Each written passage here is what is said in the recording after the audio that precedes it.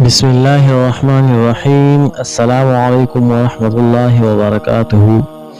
کوہ صفا کی جانب دور سے ایک گھڑ سوار چلا آ رہا ہے۔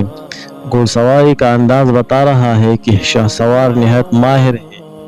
گھڑ سوار آہستہ آہستہ کوہ صفا کی جانب بڑھتا ہے۔ یہ خوبصورت اور نہایت مضبوط جسم کا مالک ہے۔ چہرے پر ایک مسرت، ایک خوشی چھائی ہوئی ہے۔ اس کے انداز سے ایسا محسوس ہو رہا ہے کہ یہ شکار کھیل کر لوٹ رہا ہے، اور چونکہ شکار میں دن اچھا گزرا اس لیے چہرے پر ابھی تک خوشی نظر آ رہی ہے۔ اور اصل بات یہ بھی یہی ہے کہ یہ شخص شکار کا بہت شوق رکھتا ہے، لیکن اس کی یہ خوشی تھوڑی ہی دیر میں غائب ہو جاتی ہے۔ کوہ صفا پر بنے ایک مکان میں موجود اس کی بہن صفیہ نے انہیں اطلاع دی کہ آج عمر بن حشام نے تمہارے چہیتے بھتیجے کو بہت ستایا اور برا بلا کہا ہے۔ بس یہ سننا تھا کہ اجنبی شخص غصے سے بے قابو ہو کر سیدھا عمر کے تعاقب میں روانہ ہو گیا۔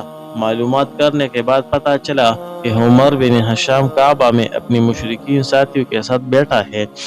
اجنبی نے وہاں پہنچ کر اپنی کمان پوری قوت سے عمر بن حشام کے سر پر ماری۔ عمر کے سر سے خون نکل پڑا اور ایک بڑا زخم بن گیا۔ اجنبی نے عمر کو کڑک کر کہا، تو محمد صلی اللہ علیہ وآلہ وسلم کو گالیاں دیتا ہے، میں بھی آج سے انہی کے دین پر ہوں، جو وہ کہتا ہے میں بھی وہ کہتا ہوں، اگر تجھ میں ہمت ہے تو ذرا مجھے بھی گالیاں دے کر دیکھ۔ عمر بن حشام ابو جہل کو لہولہان دیکھ کر اس کے قبیلے کے کچھ لوگ اس کی حمایت میں کھڑے ہو گئے اور اجنبی پر حملہ کرنے کا ارادہ کیا، لیکن عمر بن حشام نے انہیں ایسا کرنے سے منع کر دیا۔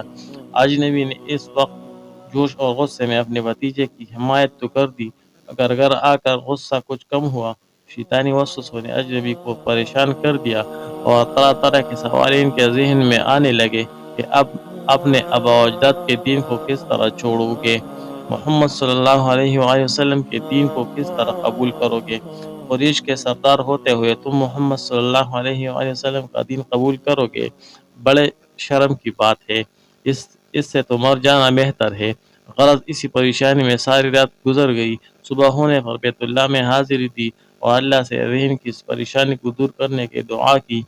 اجنبی نے جب یہ تمام واقعہ اپنے بھتیجے کو سنا کہ کس طرح اس نے اپنے بھتیجے کی دشمن سے بدلہ لیا اور سخت تنبیہ کی ہے، تو بھتیجے نے کہا، چچا جان، میں اس وقت زیادہ خوش ہوں گا جب آپ اس دین کو قبول کر لیں گے جس کو لے کر میں آیا ہوں۔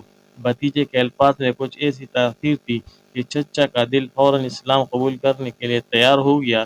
اس کے بعد بھتیجے نے انہیں نہایت تفصیل کے ساتھ اسلام کی سچائی سمجھائی، اللہ کا خوف دلایا اور جنت کی خوشخبری دی، اور وہ پکار اٹھے۔ میں اس بات کی گواہی دیتا ہوں کہ آپ صلی اللہ علیہ وآلہ وسلم صادق ہے۔ آپ صلی اللہ علیہ وسلم اپنے دین کا خوب اظہار کیجئے۔ مجھے یہ پسند نہیں کہ میرے اوپر آسمان کا سایہ ہو اور میں اپنے پرانے دین پر رہوں۔ اب وہ